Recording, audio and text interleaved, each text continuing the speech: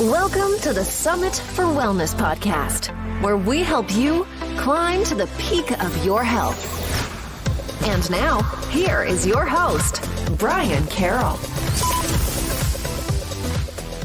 What's up, everyone? I'm Brian Carroll, and I'm here to help people who have an injury or illness that holds them back from enjoying the outdoors. And today's episode is going to be a little bit different than normal. People who've known me for a long time know that I used to be a gym rat, and I used to work out multiple times every single day. But over the years, the way I train has changed and evolved, and I don't spend that much time in the gym anymore. Now, don't get me wrong, there's nothing wrong with working out at a gym. For many people, that's a great place to go and get a break from life, get some exercise in, maybe socialize a little bit, then go off and enjoy the rest of their day. But you don't need a gym to work out. In fact, most of my clients no longer go to gyms. They have setups at home that they actually use and don't just use their treadmill as a coat hanger. And many of them do what I do and have a wide variety of types of workouts they do. Like for me, I exercise at home or outside, and sometimes I do body weight stuff, other times I use weights, or I'll go hiking or snowboarding or even rock climbing. And rock climbing is exactly what we will be talking about today. My guest today is Megan Fritz, who runs the organization Never Stop Moving, which is focused on helping women achieve their rock climbing goals. While rock climbing is a physical activity, it also is a great way to build community, connection, and mental focus. But before we dive into this episode is brought to you by our friends at Garmin, who just released the new Fenix 6 series, which is a top-of-the-line outdoors watch that Garmin offers. If you spend any time outdoors, you will want to check out this watch because it has maps preloaded onto it, plus a million different features for any outdoor activity. If you ever see me, I always have the Fenix series on my wrist because I know it is durable enough to handle my lifestyle. So to learn more, go to summitforwellness.com/Garmin. Now, let's dive right into my conversation with Megan Fritz. Megan Fritz is a 29-year-old motivated, enthusiastic, outgoing, honest Bostonian who loves to adventure outdoors, push through her fears, and help others.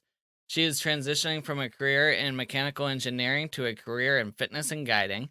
She runs her own company called Never Stop Moving, and her goal is to create a platform where she can help women obtain their fitness and climbing goals through outdoor recreation and education in a team setting that fosters support, inclusivity, and empowerment. Thank you so much for coming onto the show, Megan. No problem.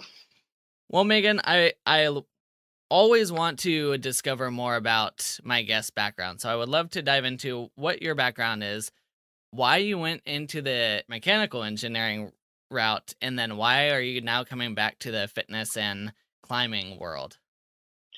So I grew up in Boston, Mass, in a small suburb, and I was fortunate enough to always feel like I needed to go to college and get a bachelor's degree. And so I chose mechanical engineering because I really wanted to help people and have a degree that can be really broad because I wasn't exactly sure what I wanted to do.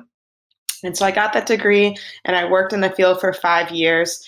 And throughout that time, I really enjoyed what I was doing, but I didn't feel like I would be satisfied.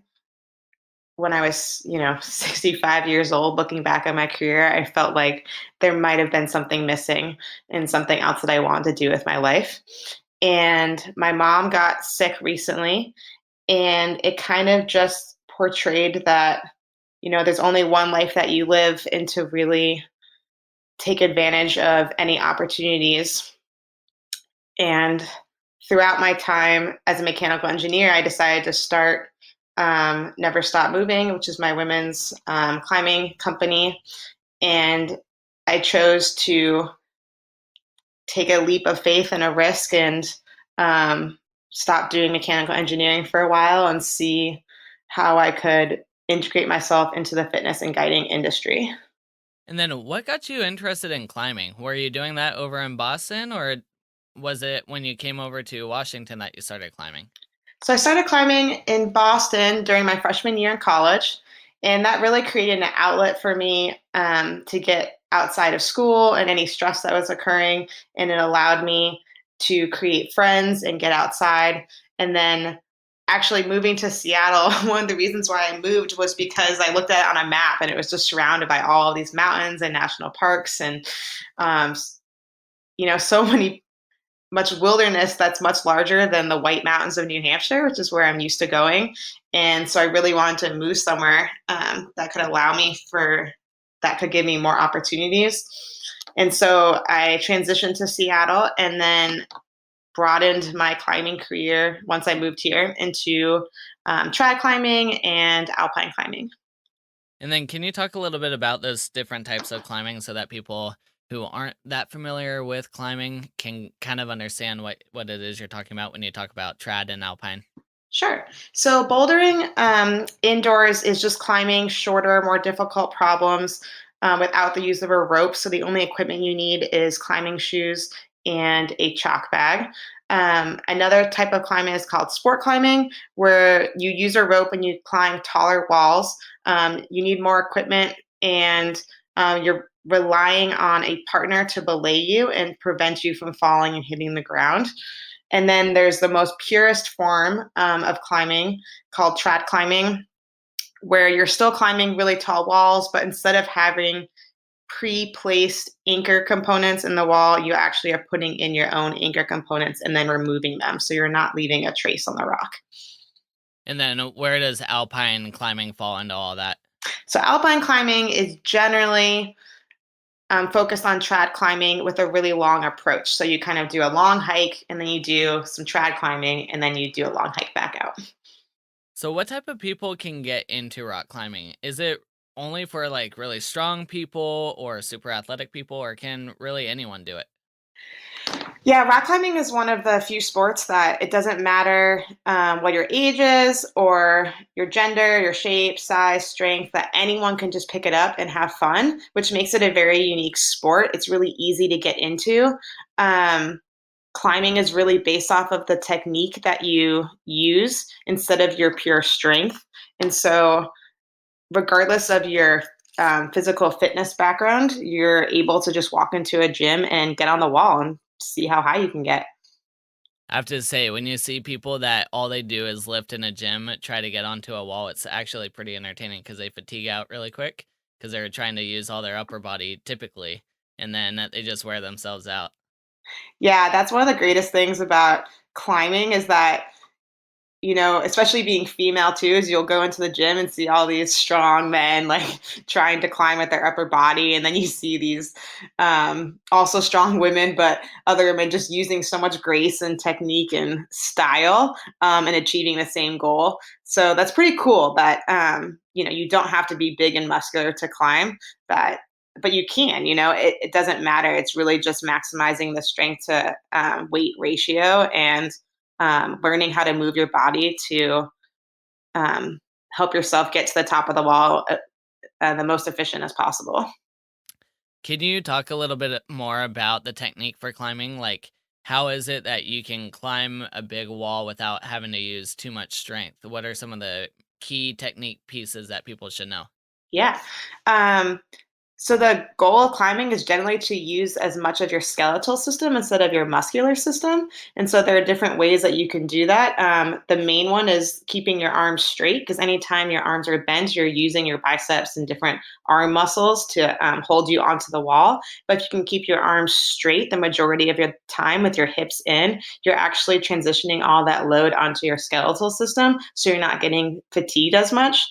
Another technique that you can use is using your toes and your feet more so than your arms. A lot of newer climbers will just try to reach up as high as possible and pull themselves up. And you'll see more advanced climbers are constantly looking down at your feet, bringing their feet up as high as possible, and then pushing up with their legs instead. Because our legs are larger muscles, it takes less effort to use them than to use our arm muscles. So is it more important to be close to the wall when you're climbing, or can you kind of be off the wall a little bit, especially as you're trying to look for, different holds and whatnot? Yeah, so the key is to get your hips in as close to the wall as possible. So your arms can be straight so that you can lean out from the wall and kind of assess where you're going to go. But you want to keep your hips in to keep your center of gravity directly over your feet so that you're not making your arms tired. So if you're like butts hanging off the wall, right, like that's kind of a lot of weight to be like holding onto with your arms. But if you can keep it in right over your feet, then it won't be as hard to keep yourself onto the wall. What are some physical requirements that are needed to start climbing? Like, what's the bare minimum that people should be at to be able to get onto a wall? I mean, honestly, as long as you're approved by your doctor to be able to climb, anyone can really do it. If you have knee problems and you don't want to land directly onto a mat um, really hard, you can jump on ropes instead. So that way you're landing on the rope, which has a dynamic, um, which will take in some of the impact instead of your knees. Um, but for the most part, I mean, anyone that wants to climb can, as long as you know what your limitations are in terms of strength, finger strength, flexibility, and as long as you know how to land properly if you're bouldering. And that's what's so cool about climbing is that you can just walk off the street and jump on the wall and get to the top.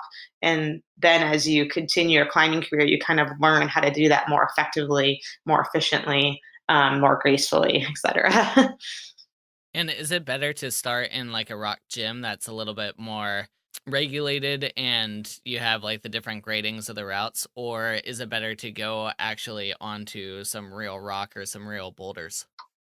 Yeah, I mean, I think that you can learn indoors or outdoors. Most people do learn indoors because it's easier to access and because there's so many other people that go that a lot of their friends will kind of bring them around. But there's no reason to say why you can't go outdoors to start climbing as well. You just want to make sure that you're going with people who know what they're doing and that you're aware of how to minimize risks of injury beforehand. But if you're brand new to climbing, then I would recommend going to a gym just so that you can meet other climbers, take some classes, and get comfortable falling and being up high and being familiar with how your body moves. Because I think you learn a lot about body self awareness, and um, it's a lot easier to learn those things quicker in a gym environment than it is outside. And since you mentioned falling a couple times, that kind of leads us into the mental focus and concentration side a little bit. So, can you talk about how climbing can impact someone's just mental fortitude and their ability to stay focused and also be open to, some adrenaline rushes like what you go through when you do fall? Yeah. Um, Climbing is not just physical, it's a lot of mental, as you state, and that comes in a lot of different forms. A lot of people are scared of different things. Some people are scared of the act of falling, some people are scared of potentially falling, of heights. Some people are nervous about hurting themselves. And that risk. Some people are afraid of the unknown, like what happens if I do fall? I don't know. Um, and so I think it's just really important to look inward to yourself and analyze yourself as to what um, mental drawbacks you're having and what's making you nervous so that you can work on those things. So that if you're afraid of falling, maybe step 1 foot off the ground and take and jump down, and then step 2 feet off the ground and jump down, and kind of keep pushing that boundary, but slowly into your own pace so that you can work through it. So there's lots of different reasons why mentally it can kind of prevent you from climbing well above your own ability. I know that a lot of people are afraid of taking lead falls, and that's when you have clipped into the wall, you've climbed up above your last piece of protection, and then you fall. So a lot of people fall about 10 feet or so. And that can be scary, right? Because you don't know, am I going to hit something? Um, is my belayer going to catch me? Like there's a lot of unknowns. And so being able to work through that in a way that makes you feel confident about what you're doing can be really hard. And, I was working with someone who was scared of leading. And at the very beginning, you constantly hear them say, down to you as the belayer, like, you have me, or like, watch me, or okay, I'm going to go for it, or I don't know. What do you think? They ask all these questions and they're really not asking you. It's like, yes, I have you. I'm looking at you. Like, they're not doubting your abilities. They're just reassuring themselves. And eventually, as you get more and more into your climbing career, you start to trust those outside, um, uh, what's the word? Like those outside variables, so that you don't keep asking those questions. You eventually begin to trust your belayer and know that they're going to catch you regardless, so that you really can just focus on the climbing and not focusing on all these other things that are distracting you mentally, and causing you to be nervous. And with that, like a lot of people, you know, choose their type of climbing because the more risk there is, the more focused you can become. And so I noticed that when I'm top roping, I'm not lead climbing, I'm just climbing on a rope that's already attached to the anchor, and there's really no risk of injury or falling or anything like that, that I climb very sloppily. But when I go to lead climbing, I'm definitely more in tune with the movements that I'm making and more precise and I'm more careful, because I know that there's a higher risk. And um, and even more so for trad climbing, it kind of just keeps pushing the boundaries. And so you can kind of see how um, people are looking for that mental focus and concentration in their climbing, and how as you progress, that continues to grow and get sharper and sharper. So I have to ask, do falls while lead climbing ever get better? Because every time I do it, it always sucks. They do. So I struggled with lead climbing for pretty much my entire climbing career, and I'm afraid of heights. Like I am. Like if you put me on a ledge that I have to walk on that's like a foot wide, I will freak out, But if I'm like physically like touching things with my hands and my feet, like I'm quote unquote climbing, then I'm like, okay. It's very bizarre. And so I used to be very scared of falling as well. And what I did is I would go to the gym and go to a high wall, and I would always clip and keep going to the fifth bolt, and then I would climb above that bolt and then let go and take a fall. And then I would go back, clip that one, go up to the next one, take a fall. And I would just keep taking falls over and over and over again indoors to just train my brain that it was safe and okay to fall in that environment, and that my belayer was going to catch me, right? And it actually becomes fun. Like if you fall correctly and your belayer catches you properly, it's fun. It's not scary anymore. And then the trick is applying it from an indoor setting to an outdoor setting, because there are less variables and outside environmental factors that can affect your mental head game between indoors and outdoors. And so outdoors, if you're climbing easier problems, then there's less chance you're going to fall because the climbing is easy. But if you do fall, there's a higher risk for injury because it's more blocky and there's more things to hit. So it's kind of like the easier climbs are easier mentally, more difficult. I mean, easier physically, more difficult mentally. And then as the climbing gets harder, the climbing's harder physically, but it's easier mentally because it's all overhanging, so you're not going to hit anything. And so I think it's really important just to, falls are the scary falls are the ones that you're not comfortable with taking. And so just to practice those types of falls in a controlled environment and in a certain way in which you become more and more comfortable taking them, that will make it less scary. But it does become fun. You just have to work on it, Yeah, and that's the hardest part, is to force yourself to take some falls. It definitely it's kind of a mind screw a little bit when you first do it. Yeah. I mean, you can practice by just pushing off the wall. So not even taking falls, literally just pushing your body off and coming back into it, because then you're training your brain how to come into the wall safely. Like, this is my landing. This is what's going to feel like. And then once you feel comfortable with that, then you can, take one step up and just have some slack in the system. Take two steps up. You don't have to immediately go from being terrified of falling to like taking a really, really, really big fall that's going to like make you shaking. It's like you want to baby step and work your way up to it because you want to have fun the whole time. You don't want to be terrified. Yeah, and there was a sentence you said earlier that I really like too, where you were saying that when you lead climb and the risk is higher, then you're a lot more focused and you're way more calculated with where you're putting your hands and your feet and trying not to fall, compared to where you are following or you're top roping and you can kind of scramble up and not worry so much about it. And I definitely noticed that with my own self too. When I'm leading, then every move I make is extremely calculated. And when I'm following behind someone, um, then I can kind of scramble a lot faster and catch up to them. And then I always joke with them about how long it took them and how quick I was able to do it. But like you said, the risk is different. So it's definitely fascinating how focused you can get when the risk level changes. Yeah, for sure. That's awesome that you've experienced that as well. I think it's good to like think about those situations. And now whenever I do top rope and I don't have that risk, I try to climb with that same mental focus and concentration as if the risk was there. Yeah, that's really good. Um, so in a lot of cases when you're using rope, pretty much every case when you're using a rope, you have some kind of level of trust with a partner or a belayer or whoever it is. So can you talk about just that relationship of putting your trust into someone else's hands, and kind of letting go of some things and focusing on what you need to focus and let them focus on what they need to focus on? Yeah.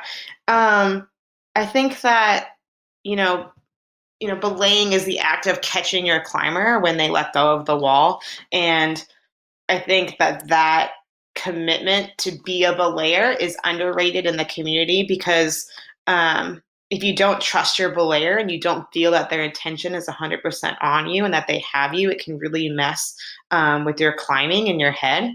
And I think it's really, really important to find someone who motivates you well, will be there for you, will take, will sit with you hanging on the rope for as long as you need, and will be really attentive to you because a belayer and a climber is really a pair and you really are a team working together.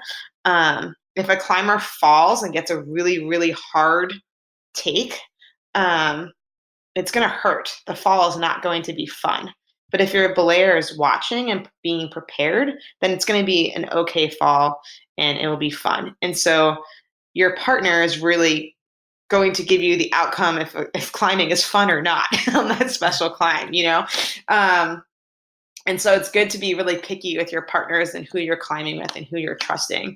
And so, like we talked about before, when you find a new partner, it's really good to just kind of take your time and really build up that trust with them, so that you can not be asking them questions and you're not worrying about them. You're just focused. I remember that. I mean, even with my husband, we would climb together, and I had like self-reflected and I noticed that I was constantly looking down at him when I was climbing. So I'm supposed to be climbing to the top, but I'm just constantly looking down at him and checking and making sure that he's paying attention and that his hand's on the brake strand and that he has me. And I realize I'm putting all this mental focus into something that I can't even control and that he's controlling instead of focusing on what I'm supposed to be focused on, which is climbing and doing that well.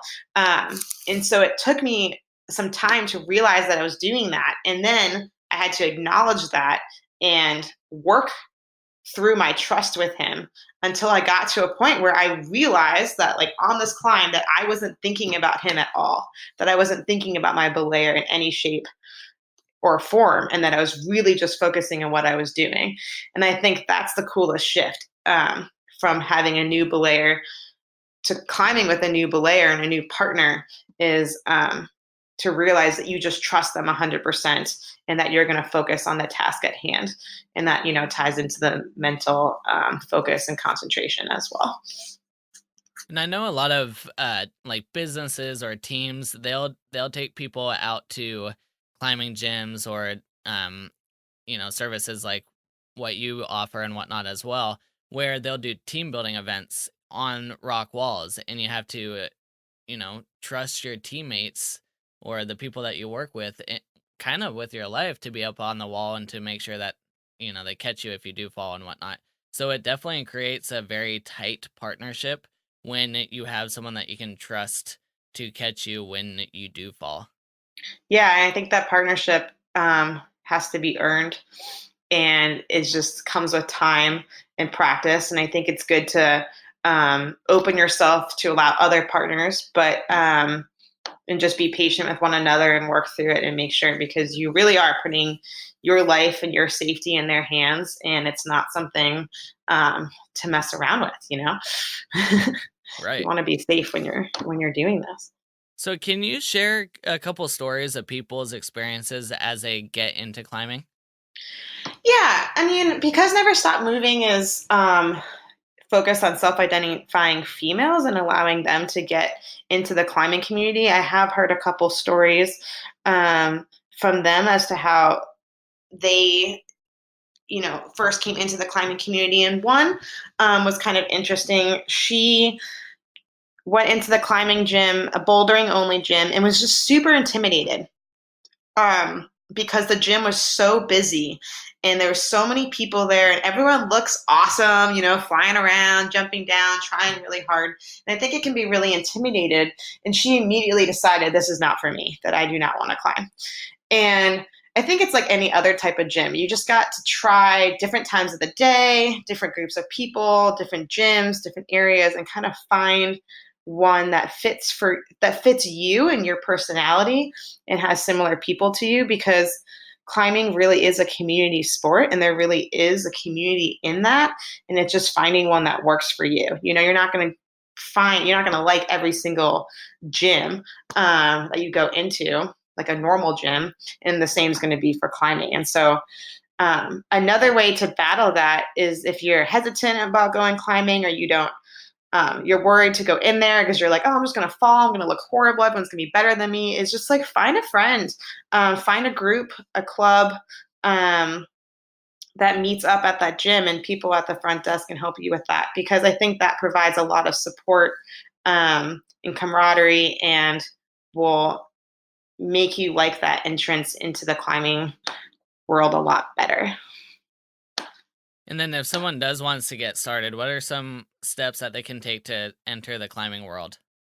Yeah. So because we talked about the fact that, like, no matter who you are, what size you are, shape, color, gender, whatever, it doesn't matter. Like, you can just go into a gym and start climbing.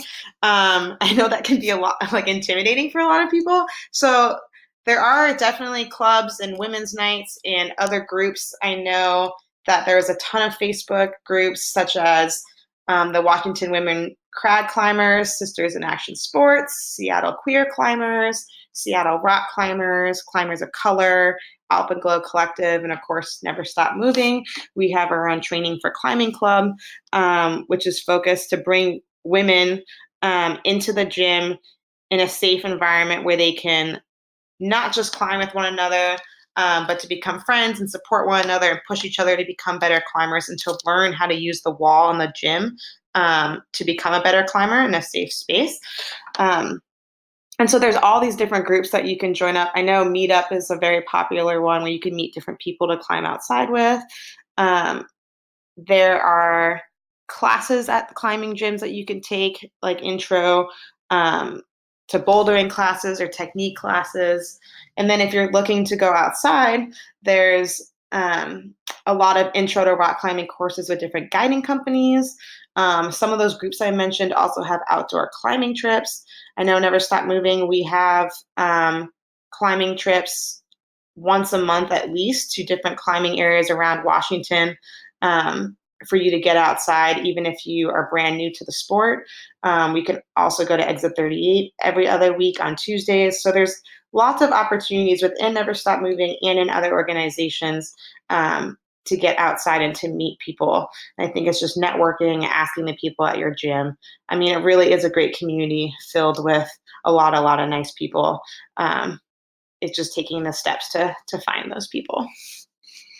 Awesome. Well, are there any last things you want to talk about when it comes to climbing in general and how it can benefit people to start climbing?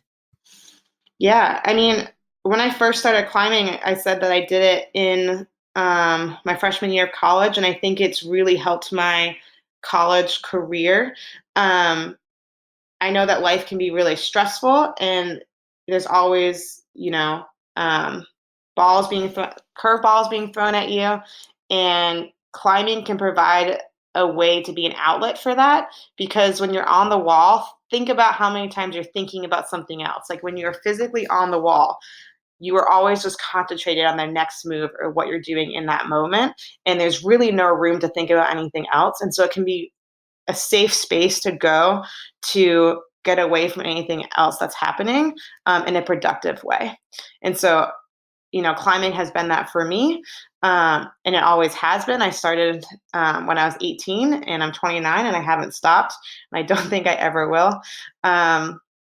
It's also a great way to, I never knew how to use the gym, like a normal gym. Like there's all these machines, I don't know what they do.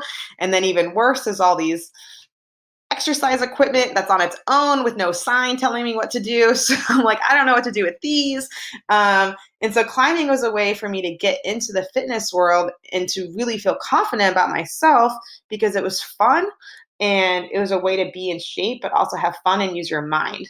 It's a lot of problem solving, bouldering, especially of like figuring out the moves and the techniques and what you need to do to get to the top. And so it really is mentally and physically challenging. And I think it's a great entrance and a way to get in shape besides going to a normal fitness gym. In addition to that, I mean, there's so many things I could just keep going on. In addition to that, like it's helped me, like we talked about, gain trust and with other people and rely on them and their expertise and their abilities and to believe in myself and what I'm capable of doing. I said a year ago that I'm never going to learn trad. I'm never going to do trad. That's crazy. I'm never going to do it. That's terrifying. And now it's my favorite thing to do ever. And so I think that climbing really, there's always opportunities to grow and to push yourself and to challenge yourself and to find something new about yourself that other sports may not be able to do in the same way.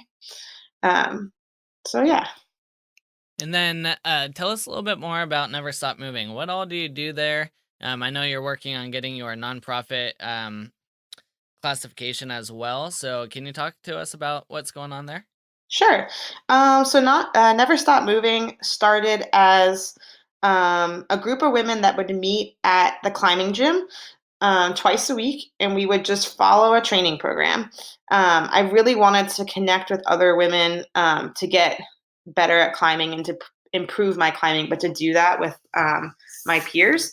And so that's what it started out as, and it just kind of took off. And I think it was a really great way to inspire and to motivate other women to learn how to use the tools at their gym to become better at the sport that they like in a supportive and inclusive environment.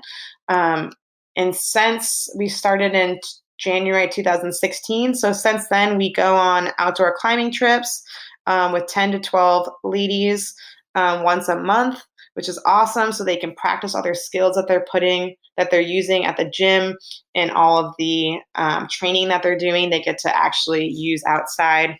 I also am just starting climbing courses. So if you're interested in learning about sport climbing or just getting into outdoor climbing, we have an anchors course and a rappelling course, and I'll be building out even more curriculum in the future. But I really want to give back and help women learn the skills that they need in order to climb outside safely and effectively and to constantly keep pushing themselves like climbing has given to me. Awesome. So people can find you at neverstopmoving.org. You're also on Facebook and Instagram, also at Never Stop Moving.